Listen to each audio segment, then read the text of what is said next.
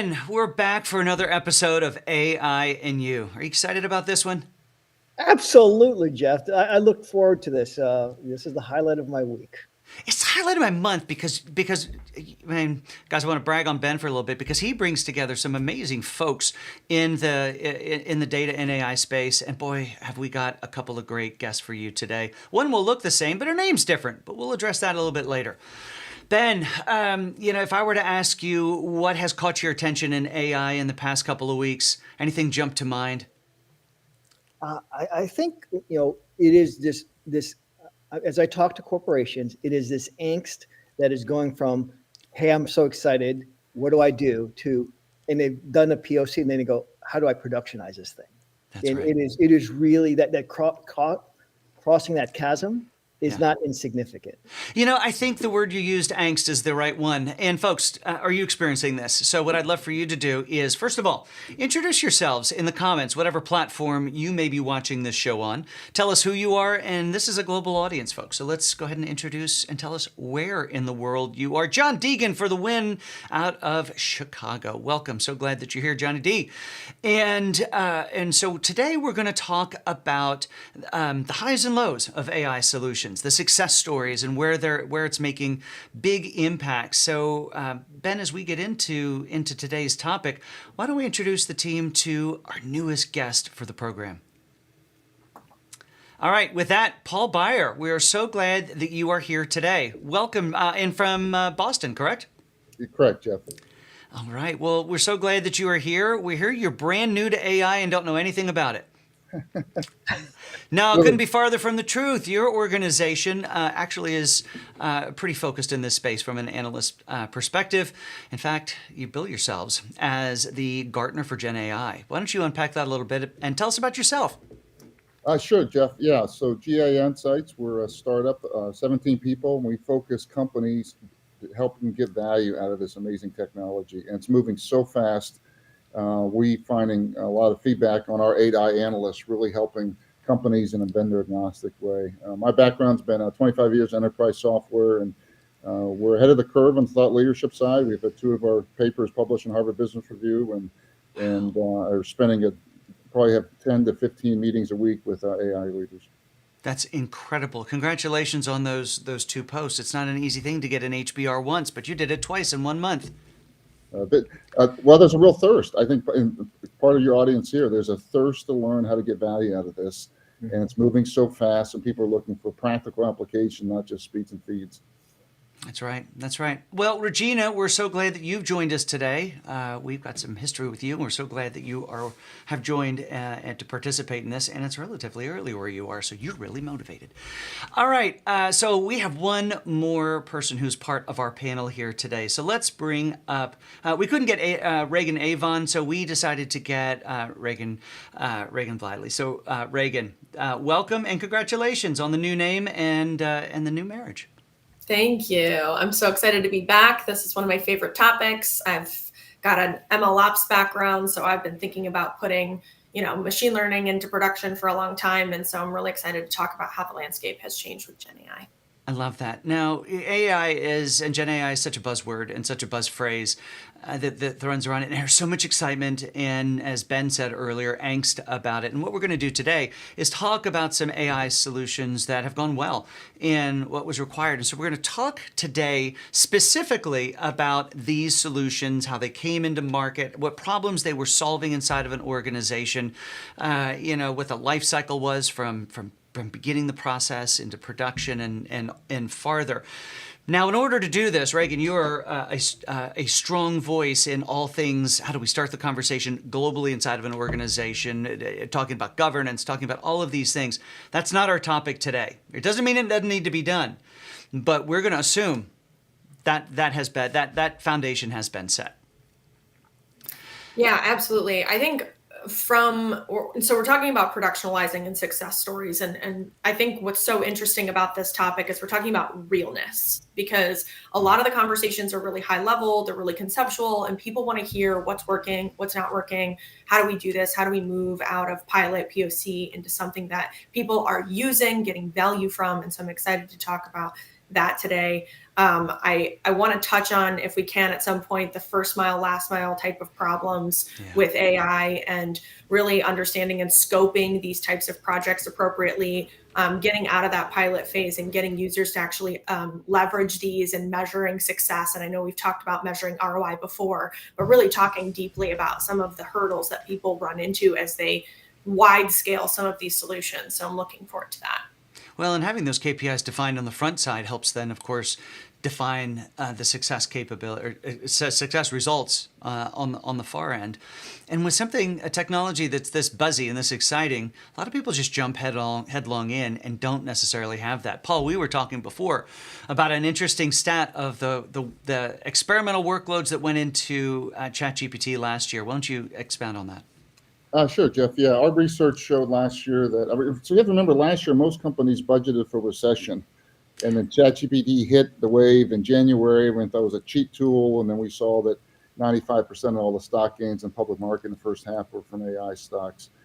So companies were scrambling around to get $50,000, $100,000 for a pilot. Our research shows that 95% of all the Gen AI initiatives last year were for pilots, and mostly through OpenAI, through Azure for safety things, and only 5% are in production. So it was a real learning year, but a little bit like what Reagan was talking about. How do we take something exciting that the board liked at scale for 5, 10, 30,000 employees or our customers is a non-trivial task when we start looking at all the needs around responsible AI and some of the security challenges. I think your stats around what's going on, or a lot of that happening in OpenAI via Azure, I've heard those same percentages echoed from the other cloud providers as well. That the big challenge is how do we get people out of piloted and into production? Yeah, and I think it's non-trivial. I mean, I think one challenge is we've seen companies, because it's so transformative, the challenge they have is they're looking at 40, 50, 80 different project ideas. They've got McKinsey and Bain talking to everyone, the board members and VP, and getting them all spun up. Everybody's an expert on this, even though they know very little here. So getting organizational alignment on how we should do that is non-trivial. And we've got a couple approaches to that, but it's one of the things where we see companies that have approved budgets, they have open recs, and they still aren't going forward yet because they don't have organizational alignment. That's amazing. Well, Ben, as we talk about solutions, why don't we turn the camera directly on how we've used it internally here at Rackspace in and around semantic search? Absolutely. That is sort of a big use case for many enterprises. And so much like most organizations, we at Rackspace have a lot of information regarding products, policies, procedures scattered throughout all our different digital assets. Yeah. And so, for example, if we have a new salesperson that wants to know about our products, we will point them in lots of different places versus asking the question, tell me about our VMware solution set for manufacturing. Yeah. And so that's an example of this notion of we have lots of enterprise knowledge. We have lots of people, just like most organizations, churning, so they don't have the institutional knowledge of where things are. And so it's kind of like, how do you create an ombudsman that someone can go to get that first bit of information in a way that has a level of curation? And so that's sort of the use case, is how do you start threading that together from a semantic search sort of capability. So as builders, we are an engineering company. We as soon as the Gen AI train started running, we've been involved since day one, several years ago. So we started building these things, and as most organizations have, there's lots of people playing. So we said, we've got to organize this, and the problem we're trying to solve is how do we leverage the enterprise knowledge so more people have access to it in a way that makes them much more efficient. Yeah. And so we started putting the semantic search in place that can help them do that. And along came the intelligent co-pilot for the enterprise. There you go. We call it ICE. That's right. My favorite thing about this is Gen AI allows us to use the advice that we either received as toddlers or we give to toddlers. And here's my example I use all the time. And that is any kid who gets, they stub their toe, they get hurt, and they're upset, they're freaking out, and they can't express through the tears what the problem is, what's the hurt. And what do the parents say? Use your words. Now, We don't have to send them to 15 different websites to go assimilate this information themselves. They can use their words. Tell me about the latest in software-defined data centers and get that data back.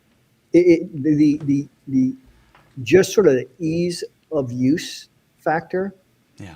is and it is just such a relief for our knowledge workers, right? That I could actually get an answer Yep.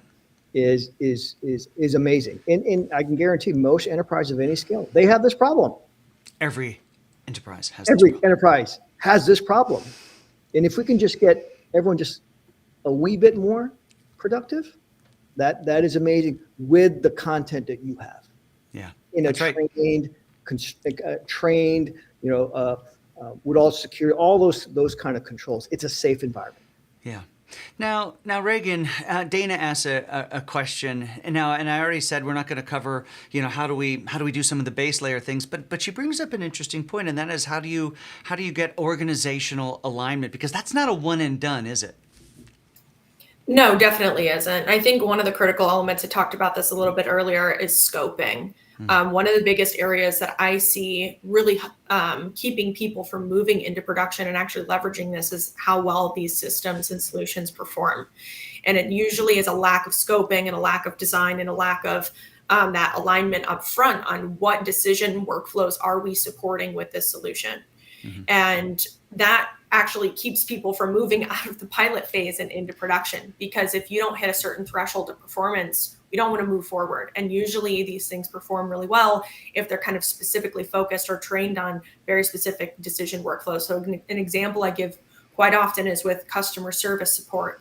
So there's lots of different use cases around customer service and querying for information. But if we just focus on one specific type of reason or inquiry that customers are contacting us, like billing or refunds, we can scope down and actually build something a lot more useful than these really generalized, unscoped use cases that people are trying to solve all the problems and all the things and all the reasons that people are contacting our company. And so honestly, one of the biggest issues I see moving into production, there's two. There's one is the scoping and performance element, and the second is security and data privacy concerns. And so moving into a production system, not wanting to get into one of the headline news articles around your chatbot doing something incorrectly or providing incorrect information to your external customers. So those are really kind of the two areas, and you can fix some of the data privacy concerns and data security concerns with scoping as well.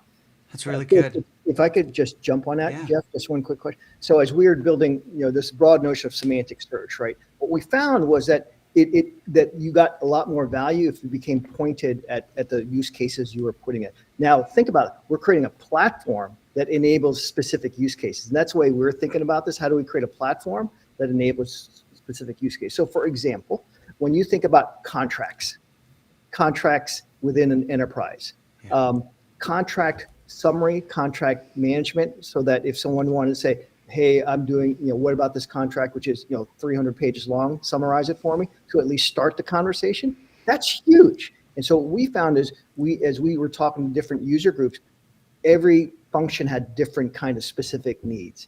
And so we started going down the road, and that's why we have contract sort of summary and management. That's why we now have sort of HR in terms of, hey, questions for interviews. We now are building, based on the semantic search platform, specific bespoke use cases that folks can use. That is like the easy button for something I do that's a pain in the ass. Yeah, very good. Now, Paul, you had said something earlier. Actually, two things for you. You said something earlier that a majority of the POCs that happened last year were happening inside of Azure. I'd love for you to unpack that a little bit as to why and such. Sure, yeah. I mean, our research, Jeff, showed that most companies are trying to figure this out. Boards were very interested in getting their own OpenAI pilot. We know 3 cases where the technical team wanted to use open source, but they didn't want to take that to the board because the board wanted OpenAI. So that was a safe one.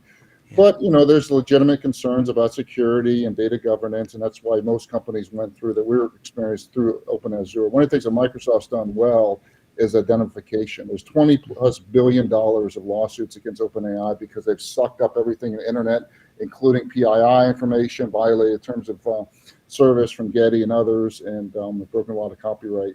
And IBM has indemnified all that. The second thing they've done well is they allow, they're certainly stronger in enterprise than some of the other cloud providers, and they've allowed them to really use their existing trust framework or extended firewall for that, which has really helped ease some executives' concerned about data security and privacy.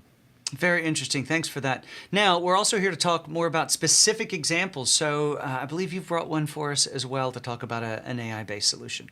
Yeah, I mean, one of the things we're quite excited about, the company's called Get Jerry. They've raised, I think, $200 or $300 million out in the Valley. They're an auto car insurance marketplace, but it's heavy data centric on the phone. And the problem they had was last May, they were doing quite well and were getting 200,000 text message customer support queries a month.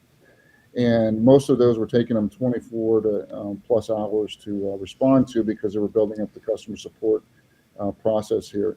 They rolled out a chatbot that was based on Open API in the back, multiple layers on multiple agents underneath it. And within 60 days, they were able to reduce that down to 100% of the customers getting some answer back and 50 to 6% of those being satisfied with the large language model or the robot-driven one here. So it's been a smashing success. It's been a 400% ROI. It was a small team, six people on the team, saving $4 million a year. And because they're growing so fast, it's really allowing them to see a scalability factor and getting operating leverage that they haven't had before. So what started like a really interesting pilot with executive support, they quickly moved it into a control pilot and then quickly into full production because it was so transformative. And we continue to see, after software coding, customer support is the killer app we see out there. And that's where most of the investment's going in our research. That's incredible. Now, Reagan, the size of that team was pretty small. Is that consistent in what you've seen as far as those core AI teams inside of these projects? Absolutely, yeah. I mean, even in the enterprise, it's not like you have these massive groups of people who are building these solutions. They may have some sort of like center of excellence that's building out these solutions. And so I think it's what's really interesting too is you're getting almost like a decentralization motion of building some of these AI solutions. I think Noel Russell talked about this concept of build, boost, and buy, because there's kind of this gray area in between now where the builders are these, AI groups or data scientists or technical teams that are building off of either OpenAI's API, or they're using Hugging Face, like an open source model, and they're actually building their own platforms internally.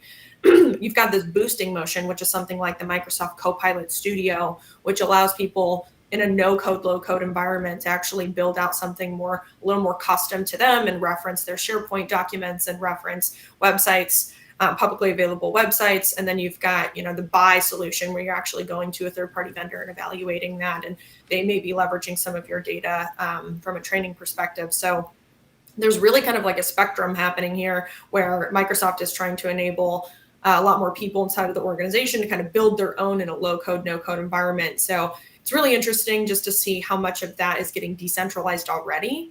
And you can even build out kind of your own agent workflows inside of that studio as well. And you don't need to know how to code anything. You just need to understand kind of the basics of how it works. And, if you know Power Automate, you can kind of easily move into that domain. So that's been really interesting. And I think that adds, I know we're not going to dive into governance too much, but it does add a lot of governance challenges on top of it. Just to make sure people aren't like downloading files and uploading them into these systems and ruining kind of that permissioning ecosystem that Microsoft has put up into place. Well, go ahead. Jeff, Paul. I just want to piggyback on that Reagan's thing here. One of the things we're seeing a lot out there is that this technology looks a lot more like the quality movement than the SAP. I mean, I think SAP and the huge data warehouse projects were $20 million projects, huge team from a systems integrator. This is much more, I think, decentralized. Reagan, you're talking about. We think the quality movement where you had to get black belts and green belts and white belts, but you still had hard ROI, but you had dozens of projects and a center of excellence is the right model as companies go through a 2 to 3 year transformation to get all these productivity gains. Incredible. Well, Reagan, let's, you mentioned earlier wanted to talk about, first mile, last mile, and, managing the quality sure sounds like a last mile continuous process that needs to be in place. Yeah, 100%. I think from a quality perspective, there aren't enough tools to actually evaluate the data quality and availability for these solutions before you kind of dive in. I've seen a couple of people trying to, provide some guidance on how to think about, do I have enough data? Is it the right kind of data? What kind of data do I need? And so I think there's a really big opportunity in the market actually to build solutions out to help people evaluate that. If you've got certain objectives that you're trying to hit from a solution perspective, what sort of data is there? We keep talking about indexing all of this data that these enterprises have. Well, most of that data is not very good. When you think about indexing documentation at large, how much of that documentation hasn't been touched in years? Right. And so you've got super conflicting information that's happening. And so I actually think that's one of the biggest problems, is that we've documented all of these things and we're trying to use that for AI. But how confusing is it that you've got this technical documentation that's super outdated with an architecture you don't even have anymore, and you're going to query it for information? So I think that's part of the problem that people are running into right now, is that the data is not good. And so when you get to this piloting phase, you might have kind of refined it down to this really nice data set. And then when you try to productionalize it, you run into a lot of quality issues. Yeah, huge. Now let's get into, Reagan, a real quick solution that you've brought to the table that you want to talk about. So I guess perfect segue into what we're doing. So we at Align AI, we are building an adoption and governance platform for data and AI. And part of that is helping organizations not only identify, but scope use cases that are strategically aligned to their organizational initiatives. And so we've kind of flipped the paradigm a little bit on its head in terms of Gen AI.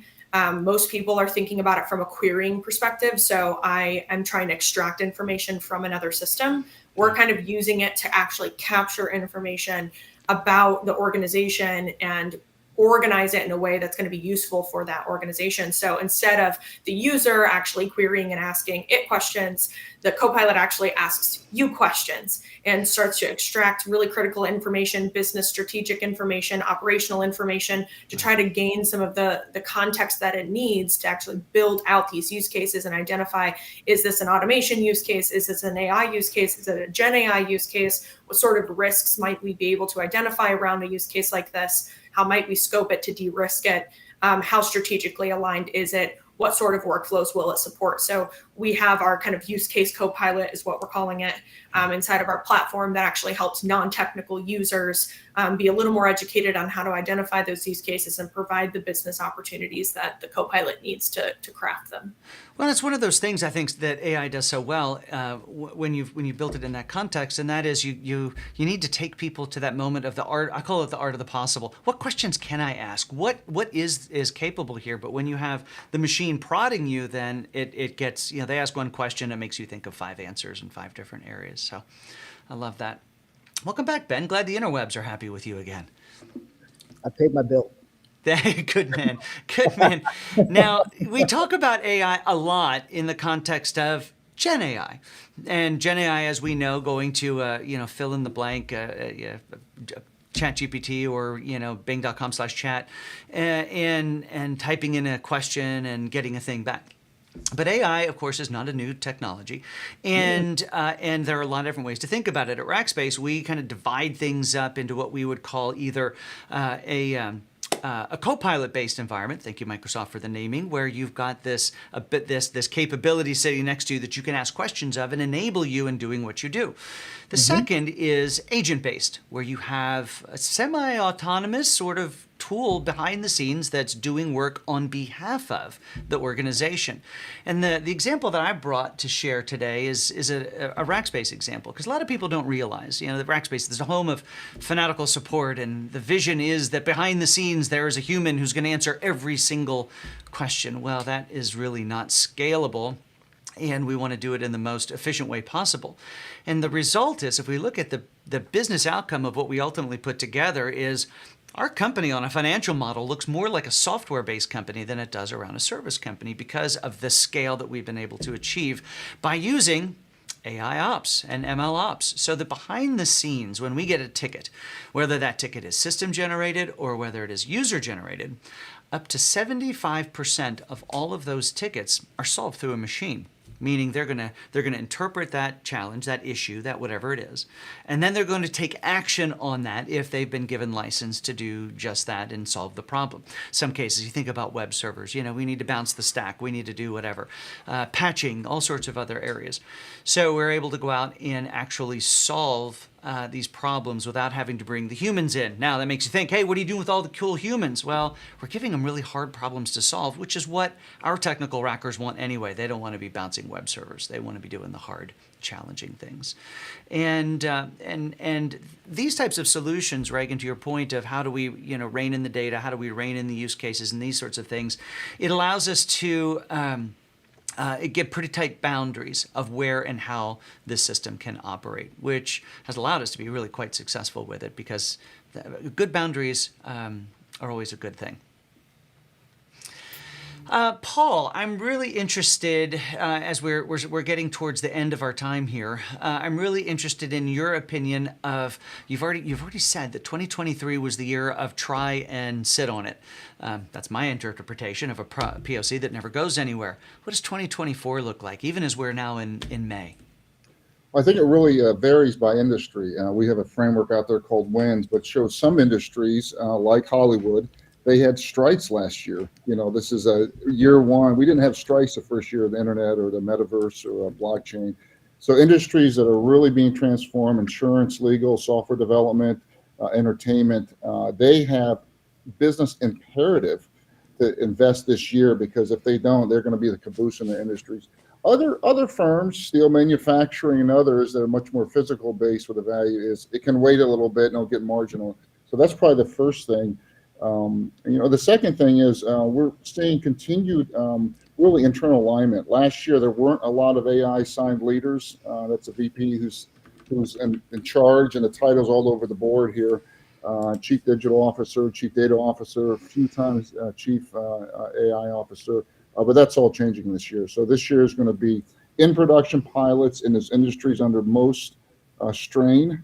And those industries and a handful of other industries will all have now assigned leaders with budgets really doing pilots. And I think next year we're really going to see explosion of in production systems.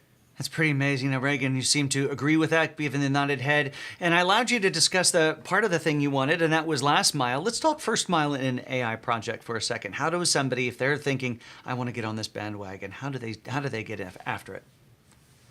Yeah, I mean, I kind of go back to the use case identification and scoping exercise because when you don't identify how these things are going to be used, you're going to have a really hard time building it, piloting it, making sure that it goes live. And so we do what we call kind of like a project canvas, which outlines all the different stakeholders and the performance levels and the risks and the data that we need and the techniques we're going to use. And so it's a very organized process that you go through, and when you're hitting a certain threshold of performance that is acceptable by the business, and what sort of risks are that you need to monitor and watch out for. And so you kind of have to think of the end in mind when you're starting.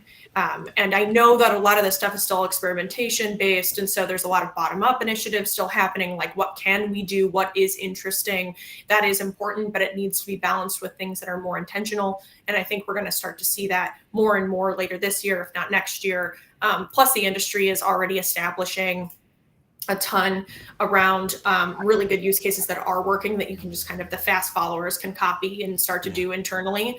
I think what's going to be really interesting is I keep seeing these generalized use cases versus the differentiated ones. So the differentiated ones that are differentiated by the company and differentiated by the industry that are a little bit more unique versus the really generalized ones like customer service and customer success that every company can take advantage of. And so I think we'll see a lot more of those going into production because there's going to be more precedent set in the industry on how to handle them and how to scope them and how to build them. And then, a little bit more interesting piloting happening in the kind of unique territory. Right. Now, Ben, Rackspace is helping to lead the industry, the tech industry, in and around sustainability. And AI is absolutely one of those areas. Can you give us 30 or 45 seconds on how AI can help make it a greener world, make it a better place? Yeah, so there's a couple things, right? When we talk about the globe, that's a lot of data. And so what AI can do is one, help us to understand and synthesize the data about what's actually happening in the world, right? AI can help us understand then how to become much more efficient in our operations to reduce the amount of sort of consumption in the world. So I think those are two of and then there's this notion of AI can help us develop new technology, for example, carbon scrubbing technologies, right? And so if we can get better at sort of developing new products as a result of AI and sort of the insights for folks, those are all wins. So those are some ways that AI can help drive sustainability. Right. And folks, last week was Earth Week, so let's the world is last year was the hottest summer on record, and so sustainability is an issue we have to take very seriously. That's right. Let's build on last week's momentum and not leave it last week. Paul, lastly, over to you. You and your analyst organization, are you seeing sustainability in the questions that you're getting as well, and how somebody can balance their goals and sustainability with also pursuing AI? Yeah, no, I think two things. One, I think the energy needs of all this AI is breathtaking. It's shocking everyone, and it's not slowing down. I think that's one. I think two, the sustainability movement has really brought this on the radar screen of boards and executives, and I'm seeing healthy concern for and looking for solutions out there. I think the good news is there are going through providers like Rackspace, other help, but also we're seeing tremendous innovation on the model side. So we're going to be quickly moving to models that are much smaller. They're smaller models, local models. Every phone at 12 to 18 months is going to have its own large local LLM on it. So I think there's a lot. So awareness is, let me be more clear. Awareness is good. I think solutions are coming out there already for hosted. And three, the energy demand for incremental models is going down. Fantastic. All right, you guys have seen the QR code pop up on the screen because next week the AI discussion continues. We've gone out and interviewed over 1,420 IT decision makers in 10 different countries across a myriad of different industries, and we're going to unpack those findings next week. So there on the screen in the chat is a link where you can go and find that information and subscribe and sign up. Not subscribe. You can sign up for that event. It is next. When is it? It's the 7th. It's next Tuesday at 10 a.m. Central Time. It's an hour-long program, ton of information to share. Reagan's going to be back. We've got our own CTO and President of Technology, Srini Kaushik, will be here as well. So I'd love to be able to see each of you next Tuesday at 10 a.m.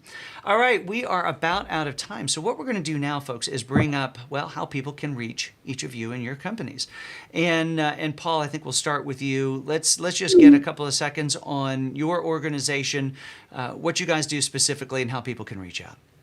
Oh, thanks. Yeah, you can find more information about us at gaiinsights.com.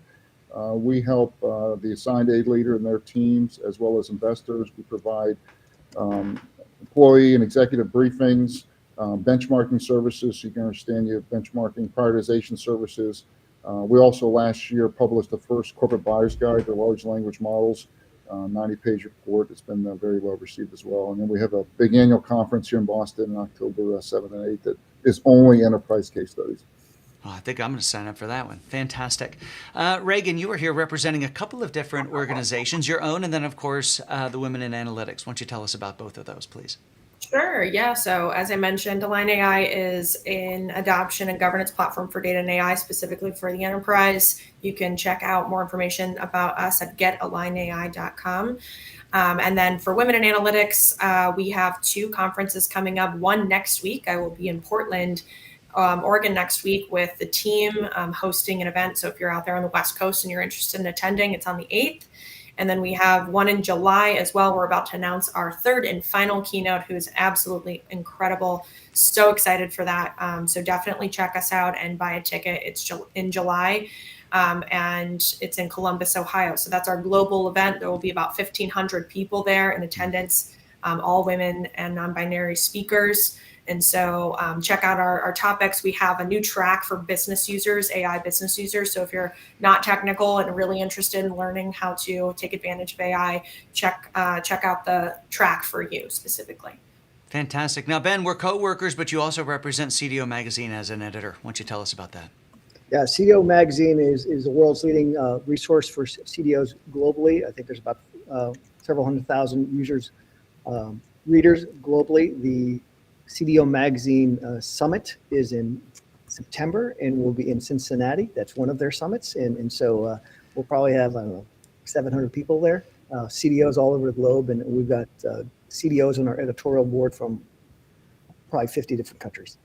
All right. Fantastic. And of course, the show is brought to you by the Foundry for AI at Rackspace, or as we like to call it, FAIR. If you'd like to learn more, you can just head over to fair.rackspace.com or scan the fancy QR code that's been up on your screen or about to pop back up.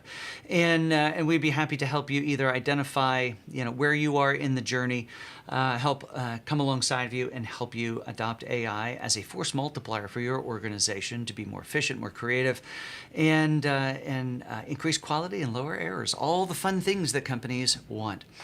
Well, everyone, thank you so much for being a part of our program today. Paul, it's been a pleasure having you here. I do so hope you will come back and visit with us.